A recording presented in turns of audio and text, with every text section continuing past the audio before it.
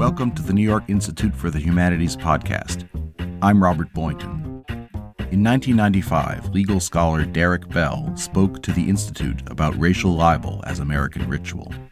One of the founders of critical race studies, Professor Bell worked at the NAACP Legal Defense and Education Fund alongside Thurgood Marshall and Constance Baker Motley. He taught at Harvard Law School until 1990, when he left to protest the school's lack of female African-American faculty. He spent the remainder of his career as a visiting professor at New York University Law School until his death in 2011. Derrick Bell will speak. He is visiting professor at the NYU Law School. He was on the faculty of the Harvard Law School between 1969 and 1980, and again between 1986 and 1992, having meantime been dean at the Law School of the University of Oregon. He has written several books, of which the most recent is Confronting Authority, Reflections of an Ardent Protester. Professor Bell. Thank you. I gather the value of these sessions is in the discussion. So I want to talk rather generally about my subject, racial libel as American ritual, so as to lay the foundation of questions that can go much further. Libel in general is a damaging, defamatory, false representation published maliciously with an intent to harm. It's important and seems to me a relatively unexplored aspect of race in America. Of course, it has a historic dimension. Defamation is a principal means of justifying persecution, exploitation, subjugation of a group. So that you have to demonize before you can destroy. In the mid-1600s, in the process of establishing slavery, as we learned from Edmund Morgan and other historians, those rich whites who were able to afford slaves and could profit from slavery had to do two things. First, they had to convince everyone, including themselves, that enslaving another people was moral, right, and God's will. They also had to convince those whites who couldn't afford slaves, and in fact who would be seriously disadvantaged by slavery, that Africans were the other, were the enemy, and that they, all whites, owners of slaves and those down in the yeoman ranks, all whites had to stand together to fend off this danger. It's interesting, it worked then, and in varying forms, it's continued to work. That is that interesting coalition between those whites who have so much and those who, for the most part, don't have a damn thing. We see it now manifested in the flat tax and its popularity among people who, God knows, can't understand why. But it seems to me that racial libel is an important part to this effectiveness, to this connection, to the stability that it brings. Slavery, of course, was a blatant form of subjugation, so that the defamation had to be equally blatant. Blacks were deemed neither human or, if human, vastly inferior humans to whites. Enslavement was deemed a favor because it served to bring civilization to very uncivilized people. The physical differences from Europeans were used as positive proof of the inferiority of those who didn't look like Europeans. Later studies focused on difference in brain size, resemblance to apes, and so on and so on. And of course, intellectual capacity, or lack of it, has long been a favorite libel topic in the racial area. In modern times, Arthur Jensen, Dr. Herenstein, have kept this libel alive. The recent book by Herenstein and Murray, The Bell Curve, is only the latest and perhaps the best marketed of a long line of publications that defame blacks as a means of shifting blame, particularly in bad economic times, thereby comforting white anxieties about their place and convincing whites that a hard line regarding blacks will solve social problems or move them toward solutions. Now, the viability of this form of libel remains great. In modern times, there's a greater degree of sophistication. We have what is called the code words, a Willie Horton for black crime, welfare queens for blacks on welfare. Lonnie Guinier was demonized as the quota queen. The phrase affirmative action has become a synonym for the selection of blacks less qualified than rejected whites. The political value of affirmative action is great. Senator Helms, who is a blot on the nation in every possible regard, owes his seat to the use of that scurrilous television commercial in which the pair of white hands are tearing up this rejection slip, and the voiceover says that the job went to a less qualified black. Suddenly, the advantage that the black candidate had just disappeared, and Helms was returned, notwithstanding his opposition not only to civil rights matters and racial matters, but to most of the issues that concern the working class in North Carolina, who voted overwhelmingly for his reelection. Even the Supreme Court has brought into the general and rather libelous definition of affirmative action, so that the most rigorous review of racial classifications that generally was used over the years to strike down invidious discrimination now is being applied to efforts usually rather modest to correct for past discrimination, admissions area, and so on. Interestingly enough, the strict scrutiny standard, this very heightened review has no effect on continuing discrimination, most of which is masquerading under some neutral classifications that simply serve to disadvantage minorities. But those issues that intended to correct for past discrimination usually have race mentioned right within the classification, and they are now deemed, even by the majority of the Supreme Court, as fair game for findings of unconstitutionality. It's so interesting that it's forgotten that racial remedies, including affirmative action, no racial remedy is ever adopted, certainly not implemented, unless it serves primarily the interests of whites, or some of them. I just wish somebody would come up with an exception to that, but there aren't any. Going all the way back to the Emancipation Proclamation to now, my own experience, I was a civil rights lawyer, and I wanted to be a law school teacher. Nobody was interested. Tony Amsterdam, who many of you know over at NYU, wrote letters for me to the major law schools back in the mid-'60s. Nobody was interested. In 1968, though, after Martin Luther King was killed, and after the urban rebellions took on a rather threatening character, suddenly everybody was interested. I had offers from all of the schools that didn't bother to respond to Tony. We kind of forget that the major beneficiaries of affirmative action were those institutions that were able to kind of clean up their act, at least in a token way, by the bringing in of a few blacks and later many women. Now much of the opposition to affirmative action takes the form of opposition to blacks and Hispanics, but much less to white women, who are, of course, the principal beneficiaries of these programs. It's interesting to look at the California's ban on affirmative action by its regents of higher education, that they claim that they're doing this for merit, but as a matter of fact, have probably as many legacy admits as they have a minority admits. And the legacy admits, according to some of the studies, show some of the same admission criteria as do the minorities. So much for merit. Interesting, now that it is politically unpopular, most institutions that utilize affirmative action are very quiet about it. The rather conservative New Republic magazine reported with some glee last summer in its June 26 issue that the even more conservative Washington Times down in D.C., which editorially never misses a bet in condemning affirmative action as race-based quotas. According to the New Republic, in fact, the Washington Times sponsors minority intern programs and works very hard to keep blacks on its staff. Well, racial hypocrisy is usually a part of the racial libel mix. There's an interesting subset of political libel, which you might call criminal libel. And it's both illustrated by a piece a week or so ago in the Washington Post. A headline was, "Police say Maryland man had fiancé killed and blamed black robber." And the story goes, a 23-year-old Pasadena, Maryland man who told police he was shot and his fiancée slain during a robbery near a Baltimore park was charged yesterday with hiring the gunman to kill her and then wound him to cover up the crime. Robert Harris and the alleged triggerman, Russell Brill, 22, of Baltimore, were charged with first-degree murder in the death of Theresa McLeod.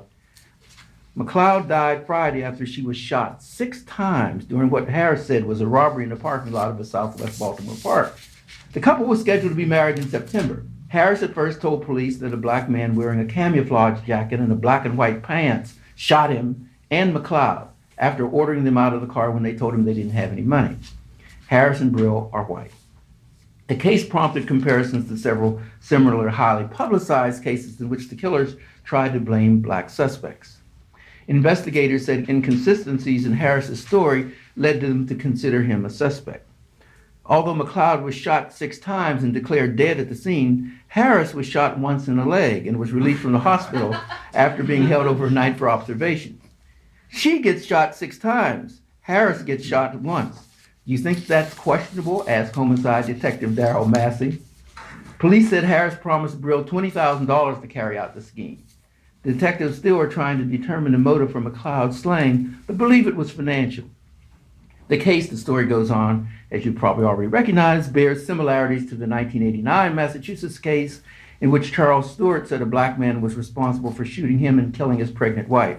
Stewart committed suicide in January 1990, hours after police learned from his brother that Stewart had concocted the story and killed his wife himself. And of course, last year, Susan Smith was convicted in South Carolina of drowning her 2 children. She originally had said a black man had kidnapped her children. These culprits used the white public's fear and antipathy of black people to mask their heinous acts. And then in those small illustrations, you get some of the larger picture, that once they decide that they're going to blame a black person for it, any kind of sense of planning seems to go out the window. And they do things that, maybe the Stewarts got away with it for a week, but after that, even police don't like to be lied to, and made fools of. Of course, the hoax has also gained plausibility, both because of these myths with regard to black criminality, but also because black crime is real. Of course, it's no less real than the racial discrimination-caused poverty and hopelessness that underlies so much violent crime. And the failure to deal with the cause leads to an inability to separate the real from the myth regarding this danger.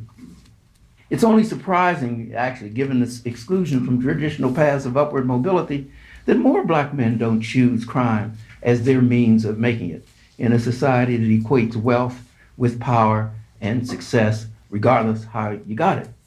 Of course, there's no willingness to acknowledge this, and even little tolerance for those, particularly blacks, who speak out very forcibly about it. It's so interesting, an aspect of this thing is that a society that is ever ready to libel blacks deems any criticism by blacks of whites and of the society generally evidence of ingratitude at best and dangerous sedition at worst. Now, the retaliation has varied over time, but there's never been very much tolerance. David Walker, the free black who moved from North Carolina to Boston, sold secondhand clothes. 1829, he published his famous Walker's Appeal in 4 articles. It got widespread distribution, both in the North and in the South. In the document, he urged blacks to resist slavery. He said, "Aren't we men as well?" Then quoted the Declaration of Independence with regard to the right of the oppressed to rise up, even using force if that were necessary. Walker, of course, disappeared and was never heard from again. The myth perpetuated by the film Birth of a Nation. The reason for lynching has generally been that blacks kill because they're trespassing on white women. They're raping them, they're looking at them, they're passing by too close to them, whatever. The truth is that many blacks who have been lynched over the years have been lynched for defying the libel of their incompetence and have been competing successfully in business, sometimes just by building a nice house or a church or establishing a workable farm. In Paula Getting's book, When and Where I Entered, she reports on the murders in 1892 of 3 black men who were lynched just outside Memphis for having the audacity to start a grocery store that was both successful and that took away business from a white store owner who previously had a monopoly on black trade. That atrocity motivated both Mary Church Terrell and Ida B. Wells into their lifelong struggle against lynching. Historians like Eric Farner agree that retaliation against blacks who dared compete successfully with white men was the real motivation of many. perhaps most of the thousands of blacks lynched during the latter part of the 19th century and the early decades of the 20th. Foner puts it, the most offensive blacks of all seem to be those who achieve the modicum of economic success. He quotes, Foner does, a white Mississippi farmer's statement, "The Klan do not like to see the Negro go ahead." Even in modern times, blacks who have spoken out against racism have faced retaliation. W.B. Du Bois, Paul Robeson, Martin Luther King Jr., Malcolm X, the Black Panthers, the Nation of Islam. One of my stories that I guess has got more attention than others is my space trader story, in which aliens come from some far-off star and land and say, "We're here for peace," and we got in these huge ships. We brought along with us enough gold to pay off debts at the national, state, and local level, chemicals to clean up the environment, which is getting worse and worse, and the a nuclear engine and fuel that will replace your fast disappearing fossil fuel sources. They say the only thing we want in return is we want to take all black people back. So we're going to give you a couple weeks to decide. In the story, I go day by day how various groups react to this. And at the end, it's submitted to a referendum. And by a 70-30 vote, America decides, hey, we're going to take the trade. And the end of the story is blacks being taken off in chains as their forebears had arrived. Well, that story was made by the Hudlin brothers into an HBO film. And it won a few awards and what have you. And we said I'd sent them the second part of that story and all. But I haven't heard anything about it. Well, it turns out while it won a few awards, it also generated an awful lot of letters from individuals, listeners who said, "How dare you?" So it's not dead, I gather, but the project is in serious trouble. It's not only, I mean, even the TV round, this is not totally envy, but it's some. Did you ever notice we get very few blacks on these TV roundtable news programs? And most of them are quite moderate political persuasions. Now, interviewers love to have on people like my friend Stanley Crouch back there, Robert Woodward, Glenn Lowry, because they mostly deny racism is a problem. And they place most or all the blame on blacks. So everybody's entitled to opinion. It's just that those guys get their opinions on TV a hell of a lot more than some of us who feel that racism is the most serious problem that we have to face. We also have a new genre of scholarly libel. And the exemplar, of course, in the last few months is Dinesh D'Souza's End of Racism, in which he defames blacks, but with seeming regret. Gee, he seems to be saying, as a person of color myself, I hate to say these things, but they have to be said. Well, even with my primitive search skills on electronic databases, I found that literally dozens of magazines and newspapers had published reviews of the D'Souza book. Now, true, most of them took it to task, but they did review it. And as you know, in the book promotion business, getting reviewed is much more important than whether or not the review is favorable. Moreover, whether they found it good or bad, most of the reviewers took the book seriously. The Washington Post reviewer found the book maddening and in places unspeakably vile, littered with half-truths and questionable assumptions. But there you got your Washington Post review. For some that seemed critical, they ran out and bought it based on that. The San Francisco Chronicle's book review editor found D'Souza's ideas stripped of scholarly references and academic language, as, quote, simplistic and dogmatic as those of any bigot. Time magazine called The End of Racism's, quote, the bigot's handbook, found it one of the creepiest books to appear in years, and concluded that D'Souza will say whatever it takes to attract attention, no matter how tasteless, irresponsible, or distorted. Boston Globe book review editor said, it would be hard to imagine a book from a serious publisher that is more ignorant about America, more profoundly insulting toward Black Americans than The End of Racism. But attention sells books. First printing of End of Racism was supposed to be 100,000 copies, according to Free Press agents. But in a society that values celebrity over competence and scandal over substance, D'Souza has proven adept and a leader in an increasingly crowded field of individuals anxious to provide what activist Julian Bond views as, quote, a pseudo-scientific and ahistorical confirmation that whites are, after all, superior to blacks, and that racism, once considered an embarrassing evil, has vanished. Attacks on racism by writers like Cornel West, Bond maintains, it simply can't compete with the apologies for racism written by the Charles Murrays and the Denise D'Souza's. Bond goes on, these writers offer whites a release from guilt and absolution of any responsibility for the cause of the present day condition of blacks or for its cure. With D'Souza, there's sort of a surface plausibility to his arguments, and it must prove irresistible to whites who feel bogged down in the bottomless swamp of racial issues. People looking for a rescue rope of rationalities to pull them to a safe, secure position. D'Souza offers them that rope. Bond summarizes the kinds of attractions that this piece has. He said, under D'Souza, no one is responsible for black poverty except the black poor. So no one, certainly not the taxpayers, is responsible for setting it right. Discrimination doesn't exist. So we don't need the pesky anti-discrimination laws or affirmative action anymore. Black people occupy lower income, occupational, and educational rungs on society's ladder because of self-inflicted pathologies, not historic or present-day discrimination.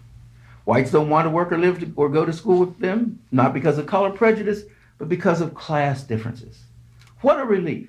And Bond adds, what a country. Well, after 300 years, it's easy to see the temptations that move so many in this country to take comfort in specious racial assertions rather than join the search for solutions to conditions that devastate and debilitate whites as well as blacks. But this relief comes at a very high cost, rendering many whites unable to recognize their own need, to recognize their own disadvantage. Surely one would think that they would see that the effort to ignore black poverty obscures, desensitizes them to the fact that 2/3 of teenage mothers are white. 2/3 of welfare recipients are white. White youth commit most of the crime in this country. It's well known that the rate of drug use by pregnant women is not significantly different across race and class lines, and that drug use in general is as prevalent in the suburbs as in the ghettos. And yet, as novelist Ismail Reed says, in the popular imagination, blacks are blamed for all these activities, in the manner the Jews took the rap for the Black Plague, even in countries with little or no Jewish population. So today, the country's Black Plague, it seems to me, is an economic rather than a physical illness. But as with the plague, the toll among those who are victims of the downsizing mania is large and growing. Fear is rampant among the potential victims whose jobs and income could disappear at any time. Deficit is high, so Congress wants to reduce it by cutting social programs that serve the needy whites while increasing the defense budget and other forms of corporate welfare that nobody seems to be concerned about, or at least writing about. The income and wealth gap grows greater, but the budget cutters are anxious to pass tax cuts in the capital gains area and otherwise that will further benefit the already well-off. Again, in any of these areas, it just seems to be the presence of this overriding racial libel prevents people from seeing their own interests in these situations. Unable even to identify the real source of the malady, many whites place on affirmative action and its putative beneficiaries the onus of the nation's ills and their growing anxiety. And given its rather distracting lure, it's clear to me that affirmative action is bad for whites. Not because, as D'Souza and others claim, that incompetent blacks are stealing jobs from worthy, qualified, hard-working whites. That off-stated charge is simply not so, or at least not more so, than is the long-accepted practice of allowing well-placed but otherwise unimpressive white folk to take jobs from more qualified but less well-connected whites. Rather, it's bad because, as Noam Chomsky warns, large corporate entities are transforming America into a third world country, and they're doing it behind a smokescreen of racial code words, welfare, crime, and most befuddling of all, affirmative action. While much of the country vigorously opposes affirmative action, it ignores the real threat to jobs, that is, profit-obsessed corporate executives who seem quite willing to tumble the nation into a crisis in the long term if they can earn more by reducing the workforce in the short term. Sure, there's the warnings about this in a few books, Jeremy Rifkin's The End of Work, Michael Lynn's The Next American Nation, Charles Reich's Opposing the System. But there seems to be little notice of the dangers that these books detail among our political and policy-making leaders. Certainly these economic dangers were not mentioned in President Clinton's State of the Union message. Indeed, he declared the economy in great shape. And that speech was well received not only by the media and policymakers, but evidently by much of the public. Now, there are many factors here, but one of them is the presence of a blame-taking people, the increasingly dire lives of many of whom apparently encourage the heaping of even more wrath, the shifting of more blame. The racial libel they see as a cure is actually a smokescreen that masks the increasing jeopardy of the libelers. Thanks. Okay, Stanley. Well, I was thinking about the fact that it seems that you feel close to people like Paul Robeson, who was a communist dupe, who was carrying the flag for Joe Stalin, who was one of the worst murders of the history. Unarguable. Eastern European writers were amazed when they would wheel this guy through there while the communists were standing on their heads and he would be singing Water Boy and stuff. The Black Panthers, you were there. I mean, this was a hoodlum organization run by Huey Newton, Bunchy Carter and those people. I knew them. They were bullies. They were crooks. And if you argued with them in the meeting, as you well know, Derrick, they would pull a gun on you, like they did on James Foreman. You remember his nervous breakdown was brought about by the fact they stuck a gun in his mouth in a meeting. Malcolm X and the Nation of Islam, Malcolm X, when he was speaking for the Nation of Islam, he was also trumpeting Elijah Muhammad's line that the white people were a mad race invented by a bulbous-headed scientist 6,000 years ago. That was also part of what he had to say. And the Nation of Islam, Louis Farrakhan, who gets more time on television than him. Further, Cornel West, I mean, I think between Cornel West and Louis Farrakhan, I think those two guys on television more than anybody. And finally, I think part of what we really are talking about is that all of these persuasions are commodities. Cornel West gets paid $12,500 to give an hour speech, and he's on the road all the time. I don't know anybody except a Watergate burglar or something like that who gets paid more than that. So if you commit some terrible crime, if you're Oliver North, the first thing you know is that after the trial is over, you can go out on the lecture circuit for $30,000. So it seems to me that the real problem we have here is whether or not the rhetoric, whatever the side is, can become something that suggests that we as Americans have a common fate that transcends these categories. And as long as people like you and others sell these categories as so distinctly, in such a distinct existence one from the other, it seems to me that we play into this game that you claim to be against. Because the United States has long had a running battle with the worst manifestations of capitalism, whether it was slavery, whether it was exploitation of child labor, whether it was vile drugs and meat. I mean, that's part of the American story. But to act as though these demigods and the corporations exist above the will of the people, when the will of the people is about identification with common American problems, seems to me a fraud. Well, that's almost another speech. But let me say, at the start, at the end, the fact is that I'm not sure that I don't want to call corporate executives demagogues. They are above the people in terms of not being responsive nor accountable. The only people they have to account to is to the stockholders and these Wall Street analysts who applaud wildly every time they lay off another 2,000 people. As to the list, Stanley, of black folk who you have mentioned, the failings, some of which are accurate, some of which are not. I don't know anyone, perhaps except Jesus Christ, who is not subject to the kind of things you did. Were these perfect people? No. But where are the perfect folk? In addition, we have all kinds of folk who have those credentials that you paraded, and worse, who are not touched by this system. These people, whether good or bad, were brought low because they dared to speak out. Paul Robeson wasn't brought low because he was a communist dupe. He was brought low because he had the audacity to claim that racism in America existed and that it was bad, you see. As far as the commodity thing, I think you have a point, and it's one that I worry about a great deal. That is, this is a nation of commodities in which everybody has some angle. Whatever your position is, it can be commodified.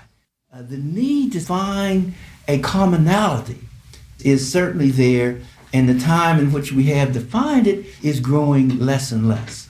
But the thrust of my speech is to talk about the barrierality that are raised and have always been raised along racial lines, using libel as one of the major tools for erecting those barriers. And the recognition of that may be at least a kind of a start toward removing it.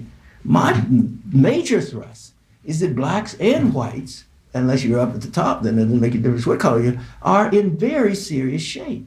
You see, that there are very few of us, except those who are tenured, and as we know from New York City University's experience, even tenure doesn't protect you when the stuff really gets bad.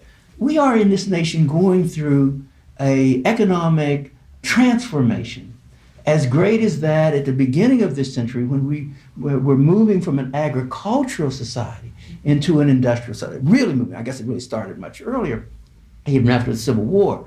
And there was great harm, great suffering that occurred. I think the one today, because of the presence of computers, because of communications, because of transformations, Rifkin says it, the end of work, that they simply will not need all the people that we have.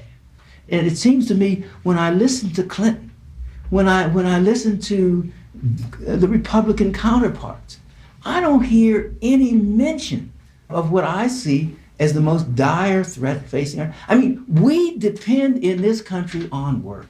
You would agree with me on that. Work enables you to pay your bills. Work determines your status in the society. Work determines a lot of your self-esteem. I'm not sure that if we went up to out to Bedford-Stuyvesant, up to Harlem, and said, here are jobs and training for everyone, that all the problems would be removed. But they sure as hell would be diminished, you see, for folk who weren't all totally lost. But we're talking about, as we saw on 60 Minutes a few weeks ago, executive level people who were committed to AT&T or to Chemical Bank or to Chase Manhattan. They weren't going to be CEOs, but they had a comfortable life. They could pay their mortgage, buy a car every 3 years, and send their kids to college. And now in their 40s and the 50s, wiped out. It hits those people, it hits their families, it hits a whole lot of people who say, there, but for the grace of God go I. And I just wonder how long it's going to be before some politicians move beyond either the use of racial libel or the fear to use it, which is some of our more liberal candidates, and honestly, courageously, forthrightly address the serious problem that faces our nation. Thank you, and thank you all.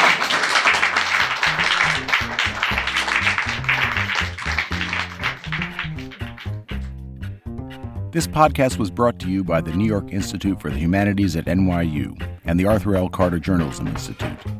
You can find us on Stitcher, iTunes, and anywhere else you get your podcasts.